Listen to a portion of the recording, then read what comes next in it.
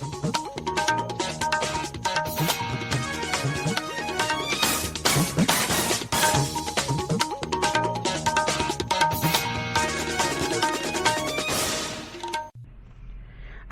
ભુજ વિશેષ વેબ સમાચાર બુલેટિન આશુતોષ અંતાણી વાંચે છે.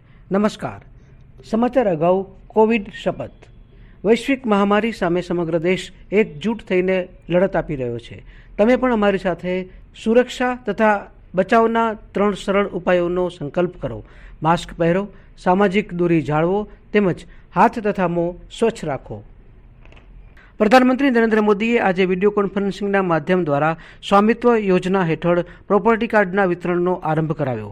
આ વર્ષે એપ્રિલમાં શરૂ કરવામાં આવેલી આ યોજનાનો હેતુ ગ્રામીણ વિસ્તારોમાં માલિકોને અધિકારનો દાખલો પૂરો પાડવાનો અને પ્રોપર્ટી કાર્ડ્સ આપવાનો છે. પ્રધાનમંત્રી નરેન્દ્ર મોદીએ જણાવ્યું છે કે સ્વામિત્વ યોજના ગ્રામીણ ભારતમાં સકારાત્મક પરિવર્તન લાવશે. પ્રોપર્ટી કાર્ડના વિતરણથી લોકોને બેંક તરફથી લોનની સુવિધા સરળતાથી મળી રહેશે. પ્રોપર્ટી કાર્ડના કારણે તેમની મિલકતમાં ગેરકાયદેસર કબજો કરી શકાશે નહીં. આ કાર્યક્રમ દરમિયાન પ્રધાનમંત્રી નરેન્દ્ર મોદીએ પ્રોપર્ટી કાર્ડ ધારકો સાથે વાતચીત કરી 6 રાજ્યોમાંથી અલગ અલગ 763 ગામડાઓમાંથી 1 લાખ જેટલા પ્રોપર્ટી કાર્ડ ધારકો નોંધાયા છે. લગભગ 1 લાખ મિલકત ધારકો તેમના સંપત્તિના કાર્ડ્સ તેમના મોબાઈલ ફોન પર પહોંચાડાયેલી SMS લિંક દ્વારા ડાઉનલોડ કરી શકશે. આ પછી સંબંધિત રાજ્ય સરકારો દ્વારા સંપત્તિ કાર્ડનું ભૌતિક વિતરણ કરવામાં આવશે. ઉપરાષ્ટ્રપતિ એમ વેંકૈયા નાયડુ અને પ્રધાનમંત્રી નરેન્દ્ર મોદીએ લોકનાયક જયપ્રકાશ નારાયણ અને નાનાજી દેશમુખની જયંતિ નિમિત્તે ભાવભીની અંજલિ અર્પણ કરી હતી. રાજ્ય વિધાનસભાની ખાલી પડેલી બેઠકોની આગામી પેટા ચૂંટણી માટે ભારતીય જનતા પક્ષે તેના 7 ઉમેદવારોના નામોની જાહેરાત કરી દીધી છે. ભાજપના નવી દિલ્હી સ્થિત કેન્દ્રીય કાર્યાલયે આજે બહાર પાડેલી યાદી અનુસાર અબડાસા બેઠક પર પ્રદ્યુમનસિંહ જાડેજા, મોરબી બેઠક પર બ્રિજેશ મેરજા, ધારી બેઠક પર જેવી કાકડિયા, ગઢડા માટે આત્મારામ પરમાર, કરજણ માટે અક્ષય પટેલ, ડાંગ માટે વિજય પટેલ અને કપરાડાથી જીતુભાઈ ચૌધરીને ઉમેદવાર તરીકે પસંદ કર્યા છે. વિધાનસભાની કચ્છ જિલ્લાની ખાલી પડેલી અબડાસા 1 બેઠકના ભારતીય જનતા પક્ષના જાહેર થયેલા ઉમેદવાર પ્રદ્યુમનસિંહ જાડેજાએ આકાશવાણી સાથે વાત કરતા આ મુજબ જણાવ્યું હતું. અત્યારે જ મને જાણવા મળ્યું છે ભારતીય જનતા પાર્ટી તરફથી અબડાસા 1 નંબરની વિધાનસભાની ટિકિટમાં મારું નામ ફાઇનલ કર્યું છે. એટલે અત્યારે ભારતીય જનતા પાર્ટીનો ખૂબ ખૂબ આભાર માનું છું. તેમજ ગુજરાત રાજ્યના પક્ષના પ્રમુખ શ્રી CR પાટીલ સાહેબ તેમજ કચ્છના પ્રમુખ કેશુભાઈ પટેલ તેમજ બીજેપીના તમામ અધિકારી પદાધિકારીનો હું ખૂબ ખૂબ આભાર માનું છું કે મને લાયક ગણ્યો. વાત રહી પ્રજાના વચ્ચે જવાની, તો મારા જે પ્રશ્ન છે, એક તો અમારી ખાસ કોલેજ હતી નખત્રાણા તાલુકાની, એ સરકારશ્રીએ ઘાટ ટેબલ કરી આપી. અત્યારે નર્મદાનું પાણીનું ખેડૂતો માટે પીવાનું તો સરકારે બધે પહોંચાડી દીધું છે. બાકી જ્યાં જ્યાં બાકી છે એ પણ ચાલુ છે. ખેડૂતો માટે નર્મદાનું પાણી વહેલી તકે પહોંચે એવા મારા પ્રયત્ન હશે. APMC વહેલી તરીકે પૂર્ણ થાય એ મારા પ્રયત્ન હશે.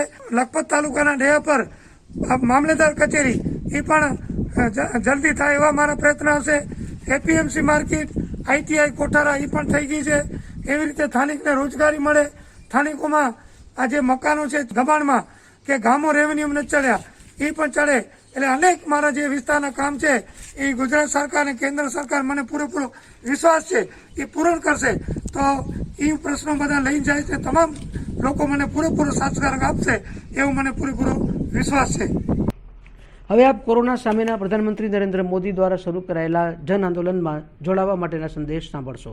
કચ્છ મોરબીના સાંસદ વિનોદ ચાવડાએ તહેવારો નજીક આવી રહ્યા છે ત્યારે કોરોના અંગે સાવચેતી રાખવાની અપીલ કરવાની સાથે COVID-19 અનુરૂપ વર્તણૂક માટેના પ્રધાનમંત્રી નરેન્દ્ર મોદીએ શરૂ કરેલા જન આંદોલનમાં સૌને જોડાવા આગ્રહ કર્યો છે. સૌને મારા નમસ્કાર. આકાશવાણી ભુજ કેન્દ્ર સમાચારના માધ્યમથી હું એક નમ્રપૂર્વક સૌ પ્રજાજનોને મારી અપીલ છે, જે રીતે દેશના પ્રધાનમંત્રી શ્રી આદરણીય નરેન્દ્ર મોદી સાહેબ કોરોના મહામારી દેશ અને દુનિયાની અંદર ચાલી રહી છે અને વારંવાર એમણે આપણને સૌને સજાગ રહેવા માટે અપીલ કરી છે. હું પણ અપીલ કરું છું કે આપણે સેનેટાઈઝરનો વારંવાર ઉપયોગ કરીએ. માસ્ક આપણે ફરજિયાત પહેરીને રાખીએ. બહાર ગયા હોઈએ તો ઘરે જઈને સાબુથી હાથ ધોવાનું પણ આવશ્યક રાખીએ અને 2 ગજની દૂરી પણ બનાવી રાખીએ. આ બધા જ નિયમોનું આપણે પાલન કરીશું, ચોક્કસપણે આપણે કોરોનાને આપણે હરાવી શકીશું. રાજ્ય સરકાર દ્વારા પણ મુખ્યમંત્રી શ્રી વિજયભાઈ રૂપાણી સાહેબ દ્વારા પણ વારંવાર આપણને અપીલ, એમના માધ્યમથી પણ અપીલ એમણે પણ કરી છે. હું આજે આકાશવાણી ભુજ કેન્દ્રના માધ્યમથી પણ સૌ લોકોને અપીલ કરું છું, અવગત કરું છું કે આપણે કોરોના મહામારી સામે લડવા માટે આ બધા જ નિયમોનું પાલન કરીએ. એ જ મારી આપ સૌ પાસે વિનંતી છે. કચ્છના જાણીતા રોગાન કલાના કલાકાર પદ્મશ્રી અબ્દુલ ગફુર ખત્રીએ પણ લોકોને અપીલ કરતા આ મુજબ જણાવ્યું હતું. નમસ્તે મિત્રો, હું અબ્દુલ ગફુર ખત્રી, રોગન આર્ટિસ્ટ, કચ્છ. આપણે જાણીએ છીએ તેમ અત્યારે દુનિયાભરમાં, દેશમાં, આપણા રાજ્યમાં, આપણી આજુબાજુ કોરોના મહામારી એ બહુ સંક્રમણ છે. કોરોના સામે લડવા માટે આપણે સજ્જ રહેવું પડશે. આપણે થોડીક જ ચીવટ રાખવાની છે, જેવું કે આપણે વારંવાર સાબુથી હાથ ધોવા, માસ્ક પહેરવાનું, સોશિયલ ડિસ્ટન્સ રાખવાનું અને જો જરૂરી ન હોય તો આજુબાજુ બહાર જવાનું ટાળવાનું. રાજ્યમાં ગઈકાલે નોવેલ કોરોના કોવિડ-19ના 51,828 ટેસ્ટ કરવામાં આવ્યા. રાજ્યમાં ગઈકાલે કોવિડ-19 વિષાણુ સંક્રમણની સારવાર બાદ 1,456 દર્દીઓ સ્વસ્થ થતાં તેમને ઘરે જવાની રજા આપવામાં આવી. આ સાથે રાજ્યમાં કોરોનાની સારવાર બાદ સાજા થયેલા દર્દીઓની કુલ સંખ્યા 1,30,897 થઈ છે. આ સાથે રાજ્યમાં કોરોના સંક્રમણ બાદ સાજા થવાનો દર 87.02% થયો છે. ગઈકાલે રાજ્યમાં કોવિડ-19 વિષાણુ સંક્રમણના નવા વધુ 1,221 પોઝિટિવ કેસ નોંધાયા. આ સાથે રાજ્યમાં કોરોના સંક્રમિતોની કુલ સંખ્યા 1,50,415 થઈ છે.